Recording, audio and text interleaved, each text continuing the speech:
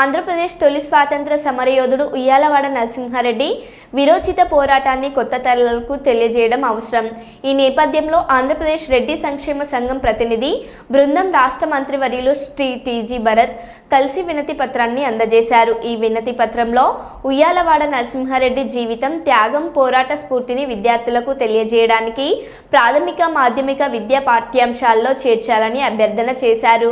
ఈ కార్యక్రమంలో ఆంధ్రప్రదేశ్ రెడ్డి సంక్షేమ సంఘం రాష్ట్ర అధ్యక్షులు బిర్రు ప్రతాప్ రెడ్డి, ఉమ్మడి కర్నూలు జిల్లా అధ్యక్షులు పల్లె శ్రీధర్ రెడ్డి, కర్నూలు నగర అధ్యక్షులు రజనీకాంత్ రెడ్డి, రాష్ట్ర మహిళా ప్రధాన కార్యదర్శి లింగారెడ్డి హేమలతారెడ్డి, రాష్ట్ర సంఘటన కార్యదర్శి టి ప్రతాప్ రెడ్డిలు పాల్గొన్నారు. రాష్ట్ర మంత్రివర్యులు టీజీ భరత్ గారు వినతి పత్రాన్ని స్వీకరించి ఈ అంశాన్ని ప్రభుత్వ స్థాయిలో పరిశీలించేందుకు హామీ ఇచ్చారు. వినతి పత్రం సమర్పించిన వారిలో ఆంధ్రప్రదేశ్ రెడ్డి సంక్షేమ సంఘం జిల్లా కార్యదర్శులు వి రాజశేఖరారెడ్డి, భాస్కరారెడ్డి, ఉమ్మడి కర్నూలు జిల్లా సోషల్ మీడియా కన్వీనర్ కె రాజశేఖరారెడ్డిలు పాల్గొన్నారు.